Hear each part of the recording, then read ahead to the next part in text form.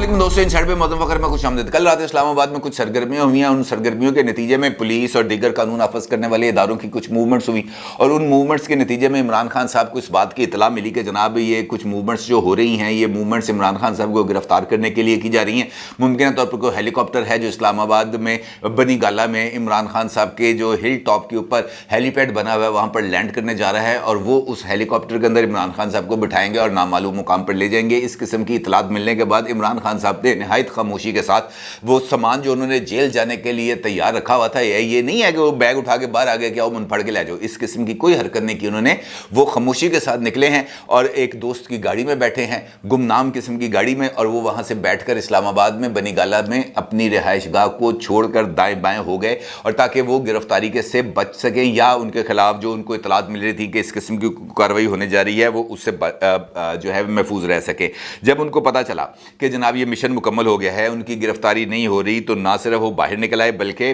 बरानी यूनिवर्सिटी में जब उन्होंने आज खिताब किया तो वहाँ पर उन्होंने जो है वो नारे भी लगवा दिए और ख़ुद को सुपर ह्यूमन टाइप को करैक्टर साबित करने की उन्होंने भरपूर कोशिश भी की। लेकिन जब वक्त था, जब सामना करने का वक्त था या जब उनको इस बात की इतलात मिल रही थी कि जनाब ये कोई मूवमेंट हो रही है, कोई गिरफ्तारी के वारंट शरंट निकल रहे हैं, कोई टीमें जो हैं वो रात गए मुतहरक हो रही हैं, तो वो जनाब सामना करने की बजाय निकल गए। अब रात को बनी गाला से निकलने की कहानी क्या है और इसकी जो वजूहात थी वो क्या थी और इसका आउटकम क्या निकला, ये मैं आपके साथ शेयर करूंगा। लेकिन उससे पहले दो तीन छोटी छोटी खबरें हैं वो आपके साथ शेयर करना बहुत ज़्यादा ज़रूरी है, क्योंकि मुझे इस तरह के इशारे मिल रहे हैं या इस तरह की कुछ चीज़ें मिल रही हैं जिस तरह हुकूमत इमरान खान साहब को गिरफ्तार करने के लिए कोई शॉर्टकट तलाश कर रही है। वो ये चाह रही है कि हमें खुद ना कुछ करना पड़े, कुछ ऐसी कार्रवाई हो जाए जिससे इमरान खान साहब खुद ब खुद ही वो कानून के शिकंजे में आ जाए। इसलिए वो कभी फॉरेन फंडिंग केस के पीछे छुपने की कोशिश करते हैं, कभी तोशाखाना रेफरेंस के फैसले का इंतजार करते हैं और इसके बाद फिर इस किस्म की डेवलपमेंट करते हैं कि वो सुप्रीम कोर्ट ऑफ पाकिस्तान में खुद पहुंच जाते हैं एक दरखास्त लेकर, जिसके अंदर ये कहा जाता है कि जनाब 25 मई को जो कुछ हुआ इसकी जिम्मेदारी इमरान खान साहब पर है, क्योंकि इमरान खान साहब ने सुप्रीम कोर्ट ऑफ पाकिस्तान के अहकामात की खिलाफ वर्जी की, लिहाजा उनके खिलाफ तौहीन अदालत की कार्रवाई की जाए। हुकूमत की तरफ से वजारत दाखिला ने एक दरखास्त है जो सुप्रीम कोर्ट ऑफ पाकिस्तान के अंदर दायर की है, जिसके अंदर उनका ये कहना है कि जनाब इमरान खान इस्लामाबाद की जानिब लॉन्ग मार्च और एहतजाज के ऐलान कर रहे हैं। इमरान खान के ये ऐलानात, इस्लामाबाद के घेराव के ऐलानात, इस्लामाबाद का मुहासरा करने के ऐलानात, इस्लामाबाद में पहाड़ियों से ऊपर से नीचे आने के ऐलानात, ये जिस किस्म के इशारे मिल रहे हैं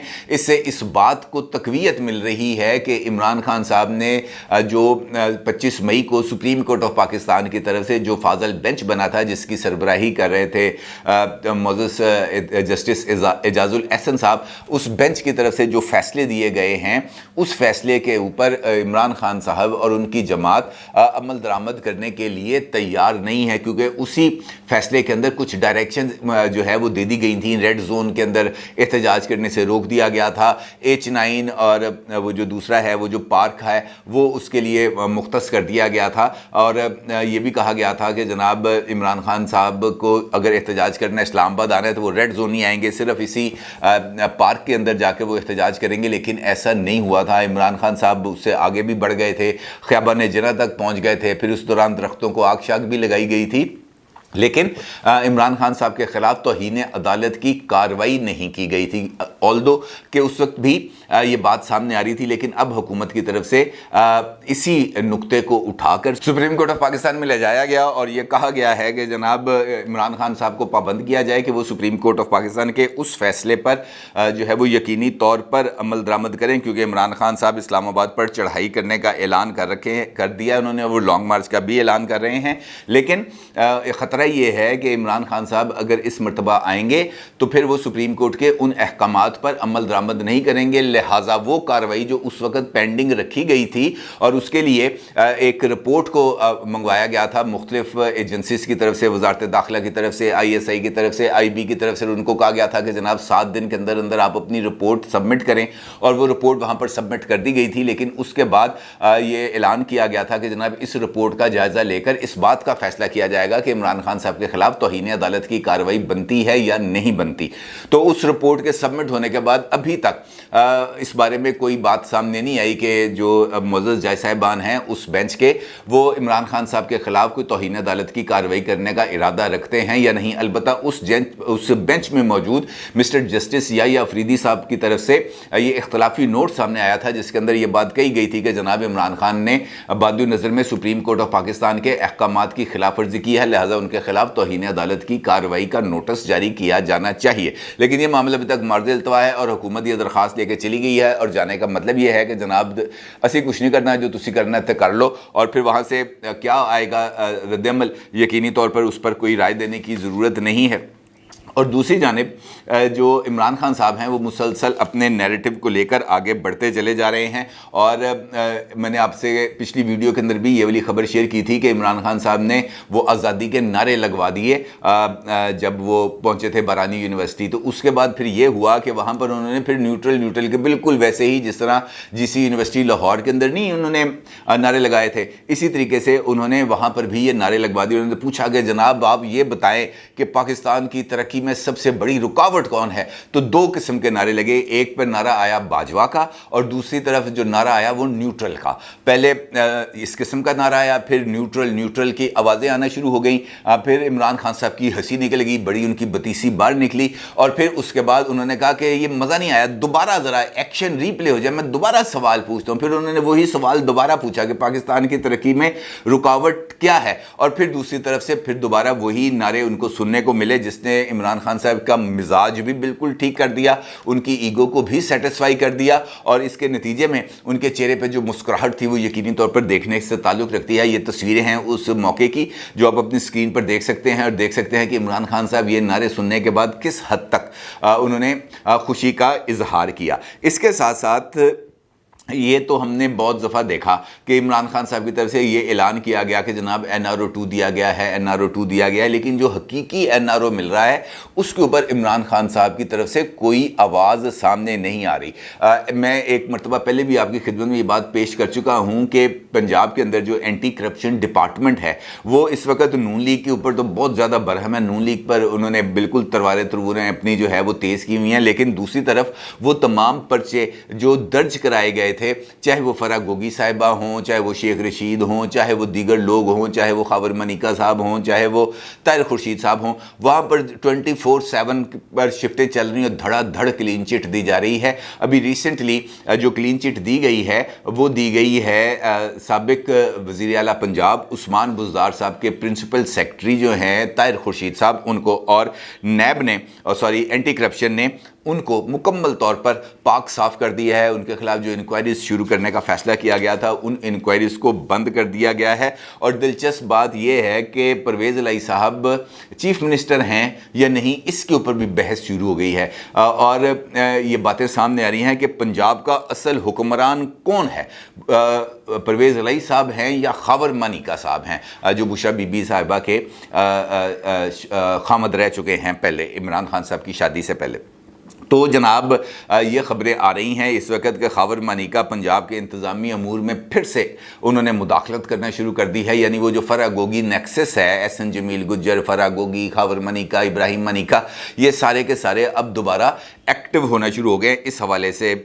جو ہے وہ خبریں سامنے آ رہی ہیں کہ خاور منیکا صاحب کی شکایت پر سیکٹری فوڈ ناصر چٹھا صاحب کو OSD بنا دیا گیا ہے. خاور منیکا نے نادر چٹھا کو کمشنر ساہیوال سے بھی ٹرانسفر کرا دیا تھا. سیکٹری فوڈ نادر چٹھا نے خاور منیکا کے غیر قانونی احکامات کو ماننے سے انکار کیا تھا، جس کے اوپر جناب یہ کارروائی شروع ہو چکی ہے. اس سے پہلے بھی آپ کو یاد ہے کہ جس وقت عثمان بزدار صاحب تازہ چیف منسٹر بنے تھے اس وقت بھی DPO جو تھے پاک پتن، ان کو بھی جو ہے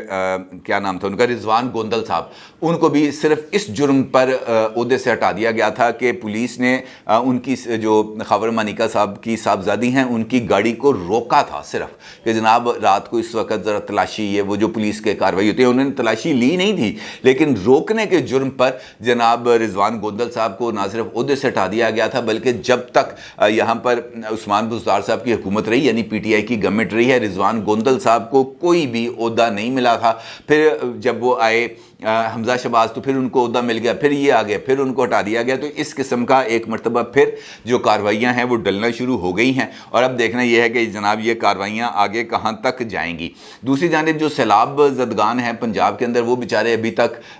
उनका कोई पुरसाने हाल नहीं है। हुकूमत की तरफ से दावे पर दावे किए जा रहे हैं कि जनाब ख़जाना खाली है। वो जो फेडरल गवर्नमेंट की तरफ से ऐलान किया गया था 10 अरब रुपए का, वो अभी तक हमें नहीं मिले, वो अपनी जगह पर। लेकिन इसके साथ साथ जो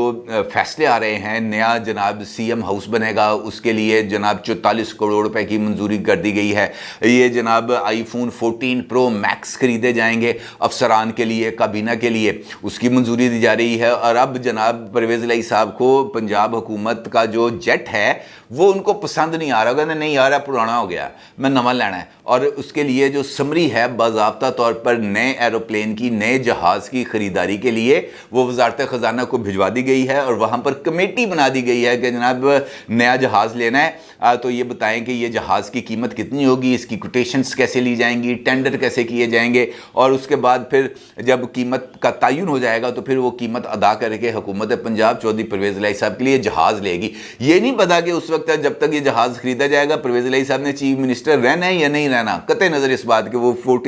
iPhone 14 Pro Max जो आने हैं, जिनकी खरीदारी के लिए ऑर्डर्स जा चुके हैं, वो उस वक्त आएंगे कि जब तक परवेज़ इलाही साहब ने चीफ मिनिस्टर रहना नहीं रहना। ये जो नया चीफ मिनिस्टर सेक्रेटेरिएट बनाया जा रहा है, कह रहे जनाब धां घट्टे थे भाई, तुसी उत्थे क्रिकेट मैच कराना, क्या कराना, वो मीटिंग्स ही करनी है ना। मीटिंग्स के लिए 90 शहर कायद आज़म भी, जहाँ पे इमरान खान साहब हर दूसरे दिन आके इजलास करते हैं, इजलास वहाँ पर भी हो सकते हैं, लेकिन चूँकि वो जो है वो शाही अंदाज हुक्म देना कि जनाब नया जो है CM सेक्रेटेरिएट होगी, जहाँ पे वज़ीर आला साहब जनाब वहाँ पे जाके रौनक अफरोज़ होंगे, 44 करोड़ रुपए की जनाब मंजूरी दे दी गई है। अब वो बनेगा, कोई चुटकी बजाते तो नहीं बन जाना, उसको बनते बनते भी कोई साल 2 साल लगने हैं। यानी इस बात का यकीन नहीं है कि साल 2 साल जिंदा भी रहना है कि नहीं रहना, साल 2 साल चीफ मिनिस्टर रहना या नहीं रहना, लेकिन अहकामात पर अहकामात इस तरह के सादर किए जा रहे हैं। इसके ऊपर क्या बंदा, और दिल दुखाने वाली बातें हैं। ऐसी सूरत हाल में एक बंदा अगर ये दावा करे कि जनाब मैं सुपर ह्यूमन हूँ, मेरा तो किसी के साथ कोई जोड़ ही नहीं है, मेरे ईमानदारी सबसे ज़्यादा शक व शुबे से बालातर है, मेरी जो नेक नामी है वो उस पर कोई उंगली नहीं उठा सकता, मेरे इखलाक के ऊपर कोई बंदा उंगली नहीं उठा सकता, वो अपनी जगह पर। लेकिन जब दावे अपनी जगह पर, लेकिन हकीकतें अपनी जगह पर बहुत ही ज़्यादा मानी रखती हैं। मामला क्या था? मामला था कि जो हमारी इस्टेब्लिशमेंट है, फ़ौज पाकिस्तान है, और उनकी क़यादत के बारे में जो तौहीन अमेज़ अल्फाज इस्तेमाल किए जा रहे हैं, ख़ास तौर पर इमरान खान साहब और उनकी जमात की तरफ से, तो कार्रवाई तो फिर उस पर किसी न किसी लेवल पर की जानी चाहिए थी, क्योंकि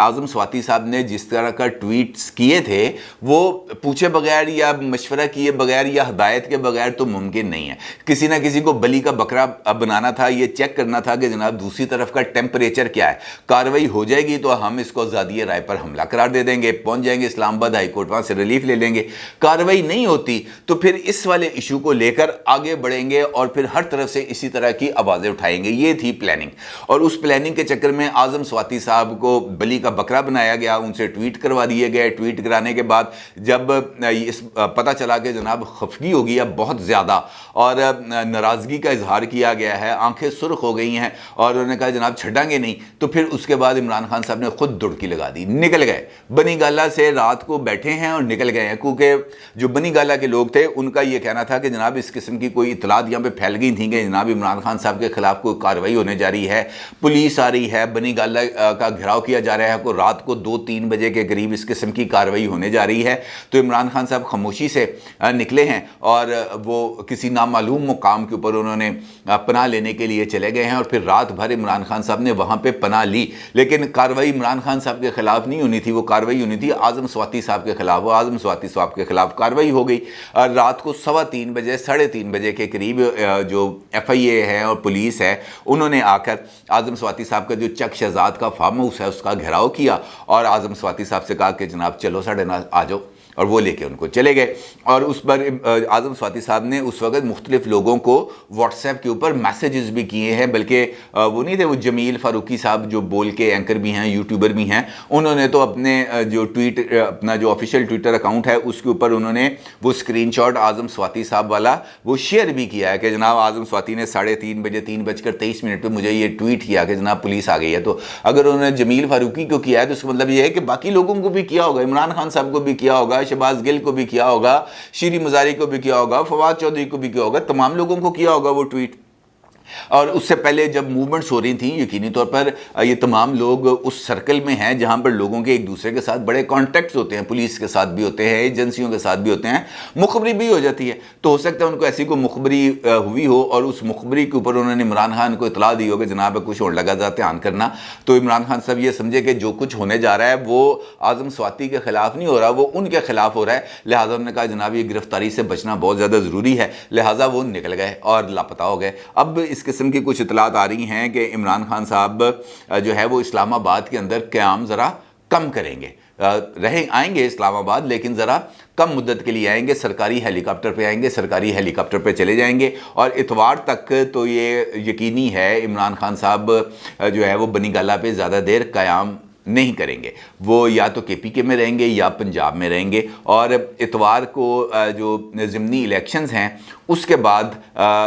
شیخ رشید صاحب نے تو مطالبہ کیا کہ جناب آر پار کر دو، اور پھر اس کے بعد دیکھنا یہ ہے کہ عمران خان صاحب آر کریں گے یا پار کریں گے، لانگ مارچ کریں گے یا نہیں کریں گے۔ بظاہر تو اس طرح کے امکانات لگ رہے ہیں کہ یہ جو ٹیسٹر عمران خان صاحب نے لگوایا تھا اعظم سواتی صاحب کے ذریعے، اس سے جو کرنٹ ہے نا وہ ان تک ان کو وہ پہنچ گیا ہے، اس کا جو نتیجہ ہے، اور اب اس کے بعد وہ یقینی طور پر ری تھنک کریں گے کہ مجھے لانگ مارچ کرنا چاہیے نہیں کرنا چاہیے یا کس حد تک احتجاج کرنا چاہیے۔ دیکھتے ہیں اس بارے میں عمران خان صاحب کون سا حتمی فیصلہ کرتے ہیں۔ اپنی رائے کا ضرور اظہار کیجیے گا۔ آپ کو بہت شکریہ۔ اللہ حافظ۔